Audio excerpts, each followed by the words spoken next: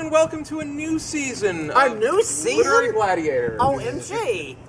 The show where we discuss and debate literature in all of its forms. If it's written work, it's game.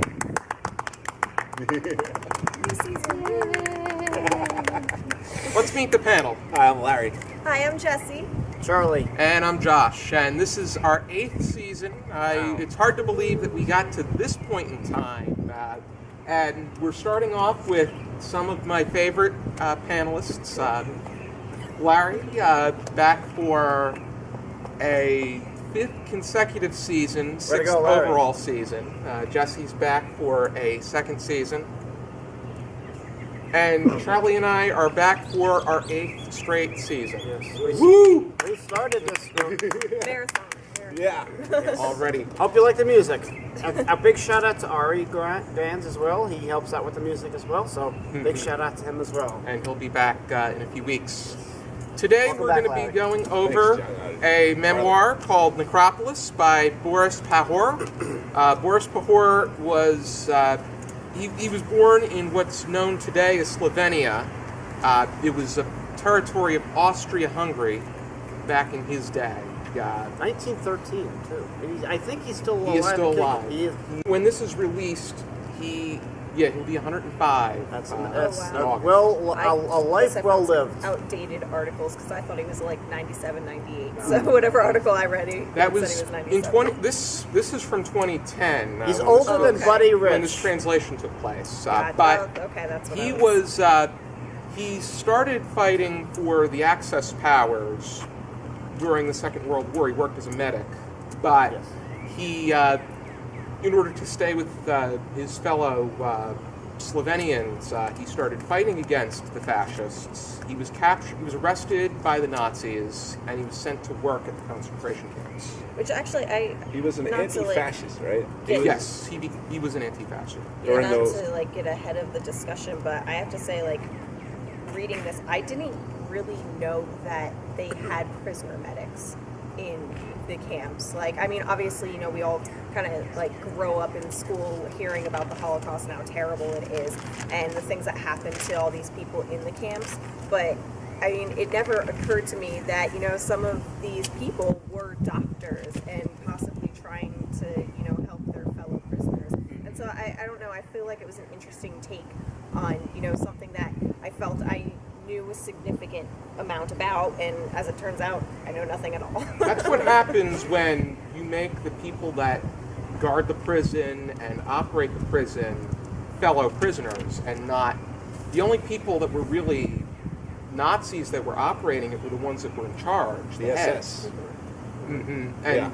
you had, when Mengele would come in, he'd come in with 8 different people when he was looking Sure. to, but this was another camp. Also, I would also. This is something I would, you know, assume. Then again, I could be wrong. To have these medics, you know, I've seen documentaries, and actually, I've seen a documentary about Pope John Paul II back way in 1984, and how he worked in a concentration camp, how he tried to free people, and whatnot. Movie came out in 1984. Great movie, 5 out of 5. Long story cut short here. Basically, I think they wanted to keep as many people working for them as much as possible. And who they couldn't, who wouldn't be able to work, they would, and I'm saying they, meaning the man, would, you know, do terrible things to. I think that So. back to Necropolis, But yeah, which no. it was remarkable. Oh, yeah. Which it only solidifies Pope John Paul II's legacy. Exactly. Sure. But when you're Yeah, back to this, the Exactly. story that he told about Frank and how Frank saved people from being sent to the ovens. He'd slap a new tag on them I thought so, yeah. and give them a new name and number and do his best to send them right back onto the work field. Yeah, and then switch out the tags with the bodies that they would recover. Yeah, Which, I don't know, I've always, and again, you know, it's absolutely horrible that he had to do that to begin with. But, you know, horrible that they were sent here. Yes, and exactly. The, reason The whole why situation the is fact that they horrible were to sent begin there with, just but- because of who they were. Exactly, but, you know, it's, when you hear stories like that of people, just doing small things just to try to save lives. I mean, reading through this, of course, I was reminded of Schindler's List, which is one of my all-time favorite My movies. father loves that movie. Like, Based off a book. yeah, it's like just, I mean, those two examples, little things that they tried to do to save people, and that made all the difference. I mean, people walked out of these concentration camps because of people like Frank and Schindler. And, like, to them at the time, they were Rita just Sadler doing was what they another thought one. was right. No, nobody was doing what they thought was, well, no, that's not true, not everybody. I'm sure that some people, I mean, it's the worst possible situation. It's unimaginable evil, right? I mean, you just look at the cover of the book. It's just black. Exactly. Yeah. I mean, it's just death. You don't need a picture. No, I mean, it's just the complete absence of light. There's no light, there's no, even he says, there's no God there. A necropolis in itself is defined as being a cemetery. It's a cemetery, especially a large one belonging in an ancient city. Jumping right to the conclusion, this is based off of, not only is this visit that's taking place based off of a visit to a cemetery, but the camp itself is pretty much a cemetery Bless you. of dying people. People that are being set to die. Yes. Which I think this is the right time to come up to put forth the discussion starter. Yes. And that is the fact that, unlike many of Holocaust accounts that write chronologically, Pahor looks back on his account while visiting the camp and tells different stories as he finds them fit. Do you feel that his strategies and use of examples gives you a greater understanding of the Holocaust? I actually addressed that in my notes as I was kind of going through about how he is kind of jumping about. And I think in a way that I feel you really have a better understanding of how he sees things. Because here he's visiting 20 years later. Obviously, I mean, very obviously and understandably, he's suffering some pretty severe PTSD. Big time. And that's basically what he's, in a way, I feel like he's trying to relay to us. Here he's walking through, these gates that he hasn't been to in 20 years.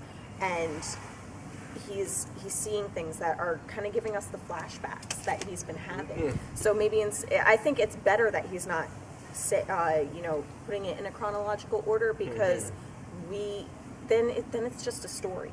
Now we're seeing a man who's reliving, his past, a very brutal past, and I feel like it left more of a mark on me, knowing that here he's walking past these tourists, and he's like, do they see me in my jumpsuit, in my striped pajamas? They just see it as to the to them kids. It's just like it's another park. That young girl who's swinging on that structure. It's this tower that was used to kill people, and she just swings on the wire like it's a merry-go-round. And his reaction to that is strange, too. He doesn't seem to resent it. He's just like, we belong to different worlds. Mine is a world of death, and hers is a world of love.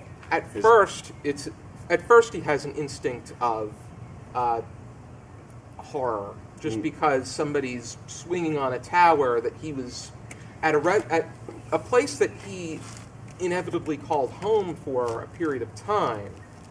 But then when it sunk in, he realized it would be a good thing if she was swinging on it and it collapsed, because the structure of evil would be destroyed.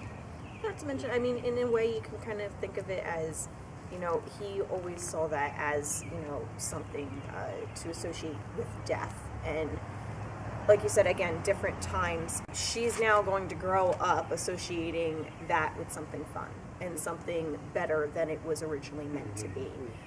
She'll learn which, later, in a way, I'm sure. yeah. I mean, yes, That's of what he course she'll says in the learn very later, last but paragraph. at the same time, it's like she's making a good memory out of something that was so terrible to people, and that's the best way to get rid of bad things. I want to add something to that too. It's also, her innocence. She's innocent. Usually at that age, Yeah. children are very innocent. They don't know what this is. They're going, and maybe she's with her family, who are going to pay respects in some odd way. I don't mean odd in I just paying respects, then she might not know. She might not be old enough. She's probably like, why are your mommy and daddy over there? I'll go see her. She doesn't know. She thinks it's a swing. I don't know. Right. Well, there's different accounts. You know, Yeah. there's different You know. people that he kind of selects as that aren't being reverent to this I mean, I don't monstrosity. Yeah, I There's don't think she also- meant disrespect. I also- honestly. No, I don't think that anybody really meant disrespect. Well, yeah, that's what I I'm just saying, think that yeah. people are, you know, unless They you've don't- lived through something like that, you know, and I think Exactly. that's There's why also- they try to set it all down too. Yeah. And I think that the reason that he goes through the book in the order that he does is because he's just trying to get it out. I think He he has even no says idea that how in to the tell this beginning. story, like, you know, is what I think. He just wants it out the best that he can, so he just goes about the task of working it out. There's also different degrees of your connection to the horrors that are taking place.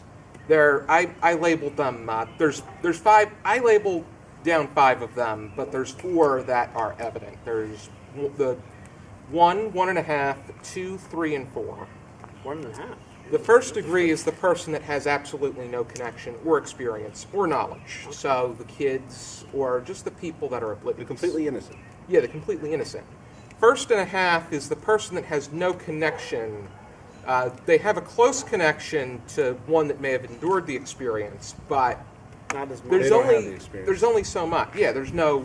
They're very distant. It's a very aside from being connected to somebody, Right. that's all their experience is. Exactly. The second degree is where I placed Pahor, and that's somebody that has an endurable connection that has left them in a state of post-traumatic stress, but he doesn't. He's now physically disconnected, which, if And you- emotional. emotionally, yes. And to be fair, I mean, he was, I think, during the entire period of his installment there as well. I mean, he talks about in the end when it kind of turns into a confession a little bit, and he starts to talk about the sensation of guilt and that dream that he has. You know, he's trying to rummage through his memories and figure out, you know, why he feels this sense of guilt and why he feels like the dead are mad with him and angry with him. That's where we get to. You have the third degree. The person that was working at the. He was working at the park. Yeah. He was somebody that was in the camp with him. Yeah. He's a third degree subject because he also has endured the connection, left him in a state of post-traumatic stress, but he's remained affected in a way that's either kept him physically connected to the situation or has mentally prevented them from disconnecting to the situation at hand. And the fourth degree is the person that was either killed or the fourth person's gone. You're the victim. Yeah. So The final victim.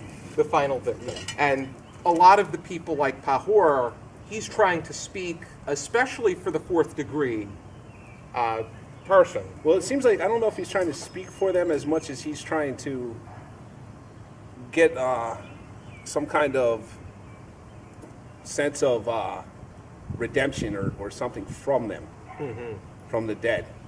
And that's what it reads like, because those are his judges when he's going through that dream at the end. You know, he's surrounded by the skeletons, as he calls them. You know, and that's what I mean, though, that throughout is like, he took on apathy very early on. Like, okay, so the first thing that he looks at, right, when he wakes up into this dream, he is seated with the guy that picked him out to be a translator at a long table when they're trying to figure out who to send to the gas chambers. Okay, now he's just a translator there. The German men are doing that, and his doctor friend is doing the approvals. And it seems like they're doing it based on the gypsies. If you're a gypsy, if you were part of that last camp that came in and you got called a gypsy, it's you, the numbers, we have to, you know, we don't have enough bread. And that was something that Pahor made mention to. He was more, his anger and feelings of negativity were far more directed to the doctor that made the approval than the person that operated the oven. Because the person that pulled the switch was a fellow prisoner. Yeah, but this is the gas chamber of the gypsies here at the end. Yeah, but the gas chamber, the operations themselves were done by their fellow men, not by the. Oh yeah. The only thing the Nazis would have done was They would. pointed a gun and pulled the trigger if they felt that the person was an immediate threat, Yeah. which you could see in several.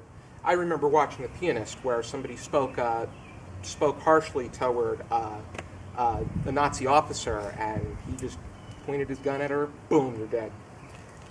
And something else I want to say about what you're saying is having the fellow, I don't want to say, but inmate, I guess. I don't mean that to be cold or harsh. That's not what I'm saying. But the fellow inmate pulling that switch, pushing that button, that in a way gives those Nazis a clear conscience. That way, well, I'm the one who didn't do it. I'm not going to do a German accent, but I didn't do it. He did it. Like Pontius Pilate. Yeah. Mm-hmm. Yeah. I mean, and again, And kind I'll of growing punch this up pilot already. I'll punch Hitler's pilot. But growing up, of course, as we all learned about, my best friend's grandmother is a Holocaust survivor. She spent some time in a concentration camp, and any survivors of concentration camps obviously, come out with, some survivor's guilt. Why did they live when so many of the people they loved and cared about, or even people they didn't even know until they got there, why did they die? That's what Elie Wiesel spent his entire life writing about and speaking about. It's hard to, have these questions that you can't answer. You can be mad at so many people, but like, okay, yeah, he made the decisions, but he pushed the button, and even though he was just a prisoner and he was an officer, these people still died. And these people still, suffered through something that no human should have to suffer through. Right, absolutely. And it just, I feel like, yes, he's disconnected, but at the same time, he's still Part of the machine. Yes, that's the best way to say it. So, I mean, right now, 14 months doesn't seem like a long time to us, but that's because we're going about our lives. We're living every day. We have the freedom to do things. 14 months being in a camp where people are starving, people are dying gangrene. What is that? Typhus? I don't think I was. Yeah, that's how I was saying. Yellow it in my fever, head. you name yeah, it. You like name it, all it's these there. terrible things. Dysentery. 14 months is an eternity. They're nothing more than It parts talks of about the the machine. stench of the dexterity. Yeah, and they are. That's right. And when they no longer work, they get disposed of. And one thing that disgusts me the most is where some of the people that were killed during the Holocaust, they used them as soap. Yeah. They made them into objects.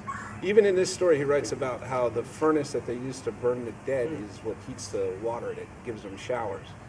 And how they're standing outside freezing their butts off, huddled together, and it's not doing anything, and they're so sick, half of them can't even crouch over or do anything to try to defend themselves against the naked German or French wind. Right there in the Alps, or I don't know, they're in some mountains. I don't know exactly where they are. I've lived in the mountains. Those winds can get pretty something. And they're made to stand out there, and then they go in, and they're just so happy to have hot water that They would think it's and hot that's water. and that's the thing. It's like, and that really. what you just said. Now that you said it, I remembered. How I can't even really describe the feeling when I read that. When it was like they were getting pleasure out of hot water. Which I mean doesn't seem. But I mean, when that hot water is being warmed or heated by burning bodies. Yeah. Like, you want to have pleasure because you're so cold, but at the same time, it's like It's a reflex. the only almost. reason why I have this pleasure is because people are being burned. Like, these bodies are just being turned. Like, I don't know. Like, I can't. I'll have to find a word for that feeling that I had. It was just, I don't know. To me, it was just awful reading that. Yeah. Like, I don't know why that hurt me so bad because, we take something like hot water for granted every single day. We take a shower, and these people, they get hot water only to realize that hot water came from their fellow man. I mean, right, the story opens up with the genital examinations. I mean, Right, like that's where he really is first, like real, other than carrying a body down, and how he doesn't like it when a dead body touches him, other than him touching the dead body. The next thing is, and then, our genitals under a spotlight, looking like little cherries and whatever he said. I don't know. He were described skinny as them they as babies because everything about the human body was like shaved. Their head, their pubic hair, like everything and I guess because the It's so I read somewhere, dehumanizing. yeah, that's what it was. I was like, I read that somewhere else that Dehumanizing it dehumanizes the person by just shaving them and bringing them back to being a baby. They're helpless. Yeah, and I mean, the humanization process, that's not all. It's, I mean, it's a complete lack of privacy. It's the complete control over every aspect of your being. It's If you complete could think domination. you're the enemy too, that's the thing. If you could think, it's like, hey, they're going to try to That overthrow was us. any Yeah, tyrannical. but nobody does. And Yeah, I know. That was anything that was tyrannical. that's why the book is black. Hitler wanted a master race of Aryan people, blonde hair, blue eyes, German background, or as German of a background as possible. He was everybody else to him was disposable, and he Well, wanted sure. them gone. Well, you remember he talks about Andre at the end, right? Who wrote a book, I guess, about it too, about the experience in there. And he talks about Nietzsche real quick, the whole God is dead thing. And he talks about how Andre wants to take out revenge on the German people, where he wants to completely wipe out their tribe, which is basically the exact same thought that Hitler had about the Jews, which started the whole thing. And the thing about it is, it's just turning your back on God. That's what I think it is, because the idea that people can fill the shoes of God is when you get into trouble. Yeah. Because these people are like, oh, well, we're there's nobody watching us. We can arrange this thing the way that we want to, and we think that this particular strand of DNA doesn't belong in the gene pool, therefore it doesn't. Jesus is watching this discussion. I love you! No, literally, he's watching the discussion. Right? Oh, jeez. He's thinking, For those who can't see, there is a Jesus statue right behind Should I you. pan Jesus? divine image. Divine image. Did I find him? Yeah, there he is. Actually, I have to say, after reading that poem, You would need some the Jesus. or a divine image, I felt kind of applied to this. We're Or gonna at be least going how over that in Yeah, a I few know we'll weeks. be going over. Hey, it, look, but he's going into the pool now. if you read this book, I feel like reading a divine image kind of helps you at least how I interpreted the poem. I It'll don't know. get I us felt out like of it, this funk, I feel like. like This is a funk. Correlated. This is it's definitely related. I mean, we're talking about good and evil.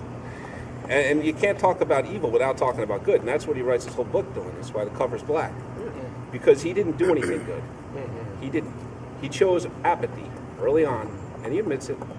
And, that's fine. I can't say what I would choose in that situation. I mean, God knows the fear and everything that is coming down on you. But, he's chosen as an interpreter. He sits at the meeting where they pick out the gypsies to go to the gas chambers. He talks about how when they bring the girls in because one of the camps was in trouble, so they brought a bunch of Addison girls in, or Addisane, or whatever. I don't know. I don't speak these languages, but brings them in and then sends them, to the showers to hang, or to the furnace room. Chambers. And he talks about how nobody went and rushed them because they were obviously all get shot down in gunfire. But is that better than dealing with the humiliation of the camp?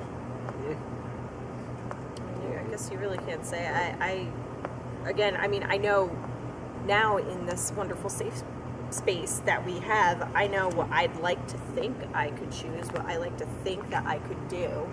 But, I mean, when you're presented with those actual situations, I mean, are you really going to do what you say? And so many people want to think that they have that strong will, but when it comes to it, are you going to, use an extra bandage to wrap somebody's hand just so, he can get out of, working with, the horrors that he has to work with just so he can have some more time to himself? Or are you going to do what you're told because if you get caught, you get hurt? The latter seems to be part of an engraved survival instinct, because if your priority is to survive, you yourself survive, then you're going to do whatever it takes to survive, and if it means doing as you're told and not having any opportunity to break away, then you're going to do that. And I feel like so many people have that natural instinct to do what they have to survive, and that's why I feel like people for example, as I used before, like Schindler, you know, he could have been killed for the things that he did. But, you know, instead of worrying about himself, why he's considered, you know, a hero to so many people is because he did put his own survival instincts aside to help other people. And all these other stories Frank did that too. Yeah. Like I considered him kind of a hero because he saved people just by switching patches, like switching numbers. And I think there's he could many have been killed for that, and he did it anyways. There's a lot of And the people that thing were is, like too- Frank too, but Pahor, in his experience, came across Frank who did that. Right. But And Pahor is an interpreter. So he could be valuable to people who want to help. And he says he never played politics because he just decided apathy was how he was going to get through it. And then he acts like at the end, like that apathy is his absolution. Because the first thing he fesses to is the selection meeting, right? In that dream. Then the next thing he thinks about is the time when he first got there and he had some cigarettes because somebody gave him some cigarettes before he went in, and he traded it for a piece of bread. And he says, that was definitely a sin. You know, he admits that that was wrong. And he thinks because he was, you know, however he rationalizes it to himself, it's basically because of the fact that he was giving them, you know, worthless nothing for, you know, as far as survival goes, for bread. And the reason that he gives for accepting guilt for that is because of the, he didn't take apathy yet. He didn't become apathetic. Then he talks about how he would take the bread from the dead on his tours around the hospital. Yeah. And that sin he doesn't take any accountability for because he was apathetic at that time. So, you know, he says there's no God there. Well, there was definitely no God in his life there. I mean, was there God in John Paul II's life there? everybody's Yes. a different person. Everybody's a different person. I remember, in But you turn your back on God, you know. yeah, and I mean, he'll forgive you, but, you know, I would actually think that the bread would be more of a valuable asset. I mean, granted, Pahor definitely has a different train of thought when it comes to things, but you could always, if it's a matter of helping your fellow man, getting the, you can always break the bread into little pieces and share it. and share it. You And can do that- the same with the cigarette, but people need bread more than they need. it's wants versus Tobacco needs now. or smoke. Now we're on wants versus needs. Yeah, I I mean, couldn't it's- exactly blame him in a like No, in I'm a not- way for I'm- taking the bread because that, like I mean they're dead, they're not going to use it. He's starving. I'm sure Like, that- and I mean, but you know, anything No, but he like could share it. he And I'm could sure share that a it, living yes. person would rather have this much bread than nothing at all. Exactly. Yeah, or and a so, pill. A pill that doesn't treat your illness, and again, I which feel like he it comes, handed out readily to people all the time.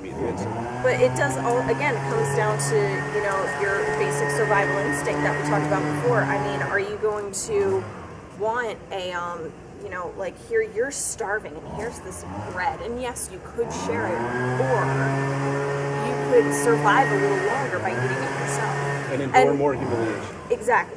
So, like, and again, we can't really say because when it comes down to it, we don't have to make those decisions, but they did. And we were not they're going to there. feel guilty no matter what they did because they survived this ordeal while others didn't.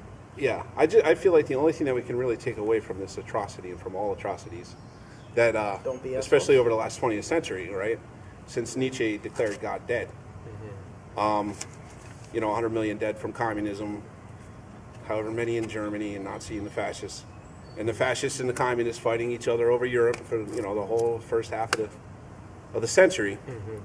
You know, is everybody's just turning their back on God is what it was. I mean, and we don't want to make that mistake again. And when you play God, you pay the price. That's going to make that discussion of the divine image all the more interesting. Yes. Do we I used to be good do looking. we have any final thoughts?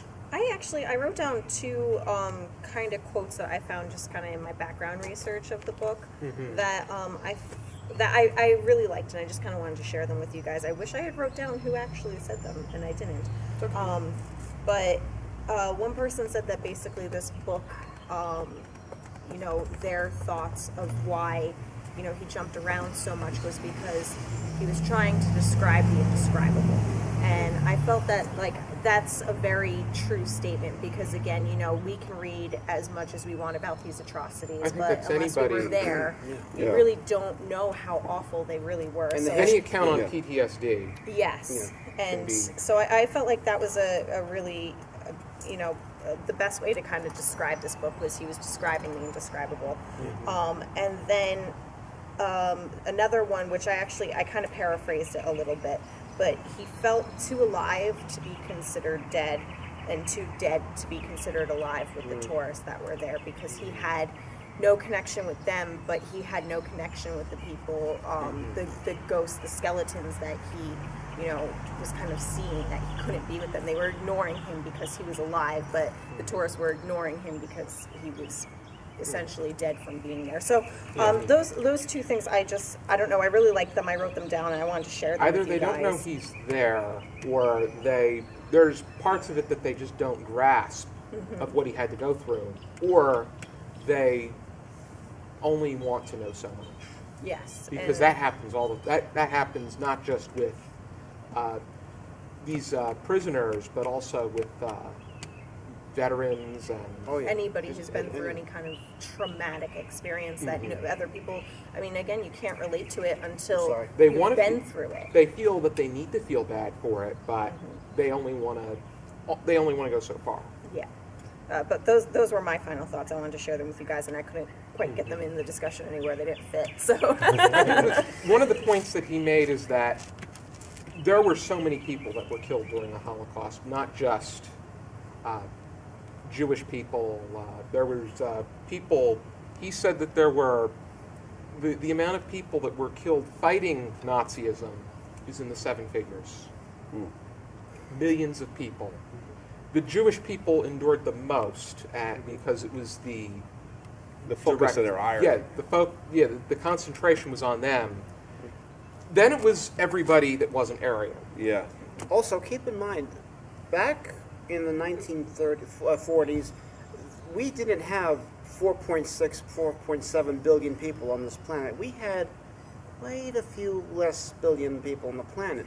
So what I'm trying to say there is, that just goes to show you how small how big the world is getting each day, but it also goes to show you back then how, you know, yeah, you know, Population and- control is a completely yeah, different discussion unto yeah. itself. And that's- but there's I just so many, wanted to touch there's on so that. many Equally people- godless. I There's mean, so- it's godless to talk about population control. That's, that's what it is. But an interesting quote that that he made mention to on page 6 is, it's impossible anyway to talk about death or love with anyone but yourself. Death and love allow no witnesses. yes, that was. I actually.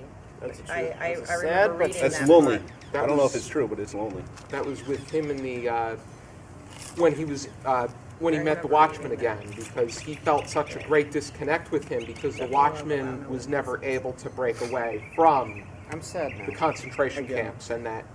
And actually, I remember reading that part and thinking in a way that I agreed with him, that it's so true. I mean, if you think about, you know, any time that you've ever truly felt real love or real pain, who's actually there to witness it? When you're feeling something yourself, that's inside you.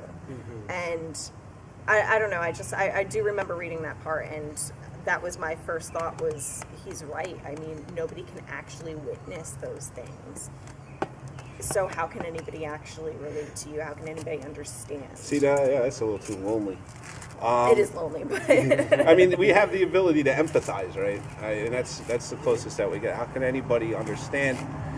You know, you explain it to them the best you can and see how it goes. And the way that he feels that most people respond is with a cliche. Yeah, well, I'm Describe sure the that's true. indescribable. People don't like to think. People don't like to think So- about the filth and destructive nature of their being, and not the destructive nature of their being, but the destructible nature of their being. It's very scary, right? You know, and when you start thinking in terms of survival, you know, and that fear gets elevated, and you succumb to it and kneel before the dead and the altar of the dead. So that's not the right way to go, I don't think. And you know, with modern times and everything, and the way things are going, you know, we just keep turning our back further and further away. And I'm worried that might repeat things that we wouldn't know we History shouldn't. repeats itself, and that's a cliche, but history sadly repeats itself. Until you learn from it. Yeah, that's Napoleon. why reading books of this nature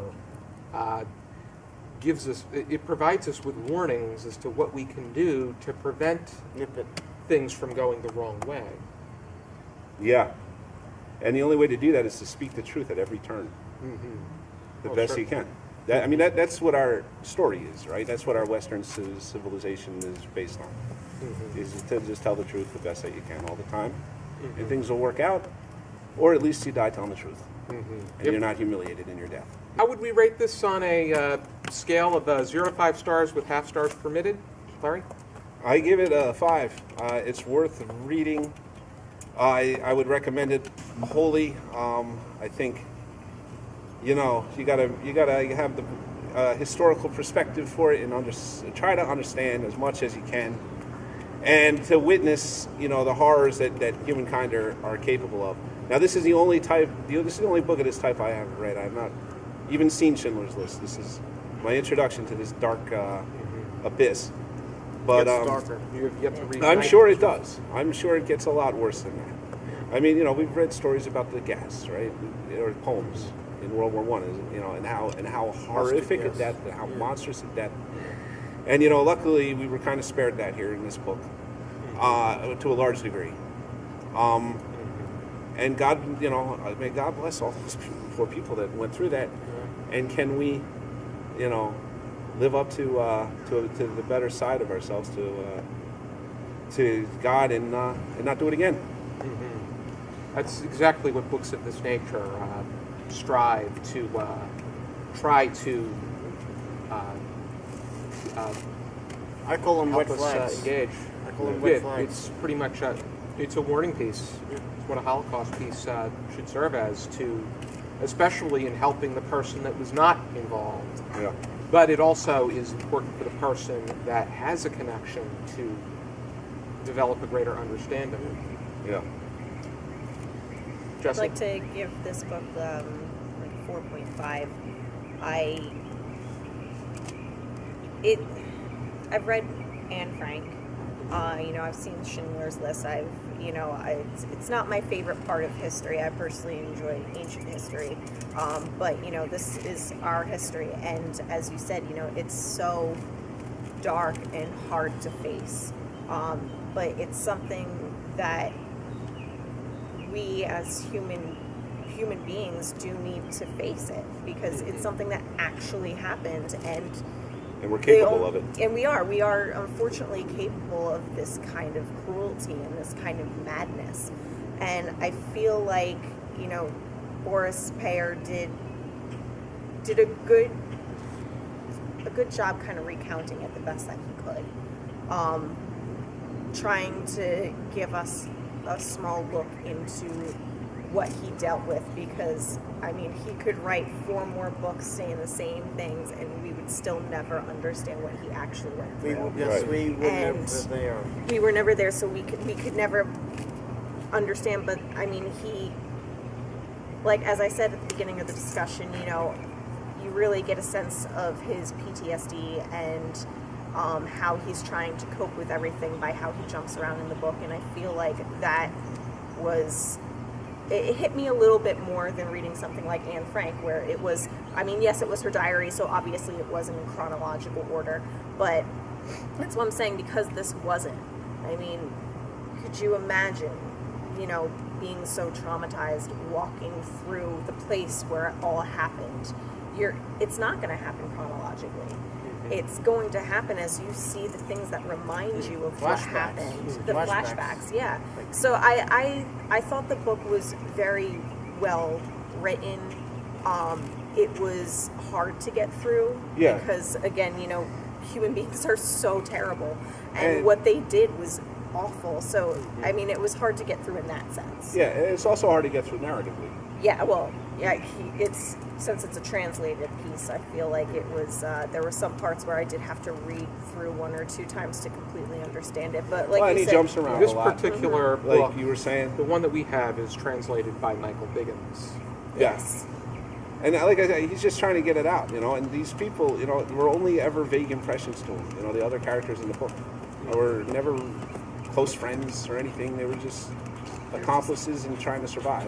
Yeah, and again, that's a beautiful way to say it. And I mean, and again, like you said, just getting it out. I mean, have you ever vented to somebody about something terrible or something that made you angry or emotional? You just want to get it out. So of course it doesn't happen, exactly word for word how it happened. You just need to get it out. And I don't know, I just feel like this book made him a person, and even though we could never understand, he did his best to help us understand. It could shed sunlight and on thanks it. to him for that. And it was totally, I forgot what I was going to say, but yeah, the fact that he put this work into the world, I hope you find some redemption in that. And reading the intro, he kind of talks a little bit about how the monuments that are kept open, he's thankful for that and stuff like that. So, I hope he finds peace if he hasn't, and if he has, God bless him. And there are good people on this I planet. think that in a way there are good people. you find the ability to cope, but I don't know if something of this nature you would ever find that. Atonement. Yeah, absolutely. You would have to actually. That'd be a question for him to answer. Yeah, only God knows. This was really a great book choice. Really was. Yeah. I'm glad that we got to it to start season 8. Charlie? 4.5. Great read. Gave it a 4.5 as well. I think that I've read a few. I've read Night. I've read Mouse. Yeah. I've read Destined to Witness, which is about a black person's account of enduring the Holocaust. But this is something like I've never read before. I think that Pahor, the fact that he talks about his story through a visit to the to where he had once stayed, that became a monument, and how everyday individuals serve as a backdrop to him telling his story about the horrific events that he had to endure. It's just the way that he did it was just remarkable, amazing. It's something that the imagery that he gave us, I think it was just enough. Yeah. And Too much. we learned about all different, the different kinds of people, the psychology of somebody that had to go through what he did, and how we can read this, but we're never going to understand. Hopefully, God willing. Yeah. God willing, that's- yeah. At this point, we don't have an ability to understand until we've actually gone through We wouldn't have been there. what he has gone through. Yeah, evil to that magnitude is almost unimaginable, and maybe it is completely unimaginable. And for That what was the thing, reason? too, like that. I feel like the scariest part about this book is reading it. We're trying to understand these horrors, but this wasn't Auschwitz. No. Yeah, right. And like, if that's what was happening here, This was what was happening in Auschwitz? and the worst one was Buchenwald. Yes, like exactly, like that, where he was, and I can't say the name of the camp to save my life. Like all the German and Slavian words, I just made up a word and moved on, because I couldn't say it. Yeah. But yeah, like, I mean, this was nothing compared to those He other was in camps. he was in Belsen. He was in Herzingen, Dachau, and Yeah, much better Natzweiler. than I tried to Natzweiler, say. yeah. But that's what I'm saying. It's like this is what was happening in the lesser known ones, the ones that weren't so bad. I'm with Larry on this one. Like, God bless everybody who had to endure any of that, because Likewise. it's so I'm right there with you. horrible. Yeah. Alrighty, if you're interested in checking out this book for yourself, here is the copy that we got. This is published by Dalkey Archive. Dalkey Archive does a lot of translated literature, but they publish works from across the globe. That's pretty good. And That's a good publisher. yeah, I've gotten a few I mean- books from them. And I mean, if you can, definitely- translate. I hope more people pick this book up in a great range of the world, because we hear a lot of people talk about Do we think it Night, Yeah. which I think people should definitely check it out because it is a raw and honest work. should? Hypothetical This question. totally left a mark on me. Like it's More people definitely need it. It needs to Yeah. be more accessible. Yeah, well, it's never going to be accessible. It's a challenge. You got to challenge yourself to It do it. needs to be more accessible for people to pick up and read, because 90 some odd % of a person's ability to pay attention to a book is the fact that the book is there. That's true. yeah. Hypothetical question, which we know this may not be hypothetical. Should we make this, and not we, but should this be made in certain districts required reading? This is Kinda like how hypothetical. they did with like Anne Frank, how it's like Yeah. a I think required they reading. need to. I think Hypothetical. It can't be hypothetical. I That's think why I a said work that. of Holocaust literature Just to- should be read. Yeah. Yeah. I mean, not somebody I this. think well, this. I mean, even What age even, is appropriate? It should be up I to the would say teacher at least to high decide. school, to be I would honest. say with you. high Like I school wouldn't is- do younger, like because I mean, Anne Frank you read when you're like what 7th grade, 6th grade, I 7th read it grade, in which is a Intermediate or middle good kind school, I of would say. because here she's Definitely not by in the middle school. concentration camp, but it gives like the young And she's readers. a peer. She's Yeah, about their she's- age. exactly, and it opens up the door to this is what happened during this time period. Mm-hmm. Whereas this, I feel like would, and I don't feel like that age group would understand this because it does subtly address PTSD, And it's very and it dense. jumps around, and then there's the cruelty, Yeah. and that's something that you kind of I feel like you kind of have to mentally be prepared for. Like Yeah. I have some friends who I would not recommend this book to Well, yeah. just because I don't think they could handle it. No. Well, and If they don't normally totally agree read with books that. with cruelty, It then depends you on. know, There's some people they just don't like sad endings or Well, me either. Yeah. Me either. immoral I need occurrences. comic relief everywhere. But there's some moments in history that you were have to face. immoral. yeah, it's like Oh, yeah. Well, I mean, I actually, I mean, I if have- I had been forced to read this in high school, chances are I probably wouldn't have gotten through it. But if it had been an option to read for like a summer reading or something, Yeah. it's definitely something I probably would have read. If I have to eat a salad almost every day, I have to accept that. I can't stand salad. I'd Alrighty rather then. be hit in the head with a golf club. Be sure to Again. join us next time for another episode of Literary Gladiators. For now, keep reading.